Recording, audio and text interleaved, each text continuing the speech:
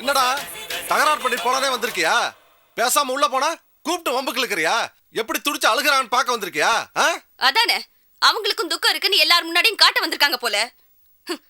எங்க அண்ணன் ஜெயிலுக்கு போன அதிர்ச்சியில தான் எங்க அப்பா இன்னைக்கு செத்து போயிட்டாரு. ஆனா அதுக்கு காரணமா இருக்கிற யாரையும் உள்ள விடுறதுக்கு நான் அனுமதிக்க மாட்டேன், சொல்லிடுங்க. ரஞ்சினி, நீ உள்ள வர்றியா இல்லையோ, நான் விட மாட்டேன். போடா போடா. ஏய், நீ யாரா எங்களை வீட்டை விட்டு வெளியே போக சொல்றதுக்கு? ஜிஜே உங்க அக்கா மட்டும் தான் முறைப்படி கல்யாணம் பண்ணிக்கிட்டாங்களா?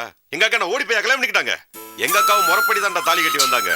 உங்க அக்கா எப்படி மணமேடை ஏறி மந்திரம் ஓதி முறைப்படி தாலி கட்டி மருமகளா வந்தாங்களோ அதே மாதிரி தான்டா எங்க அக்காவும் முறைப்படி மருமகளா வந்தாங்க. நீங்க எல்லாருமா சேர்ந்து தானடா பண்ணி வச்சீங்க. அச்சதை போட்டீங்க, ஆசீர்வாதம் பண்ணீங்க, சென்டிமெண்டா பேசி கவுத்துட்டீங்களேடா.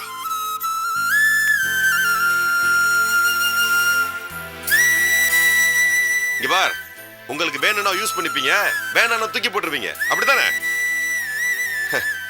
உங்க குடும்பத்துக்கு எங்க அக்கா கருவேப்பிலை மாதிரி ஆயிடுச்சா? பாவீங்களா?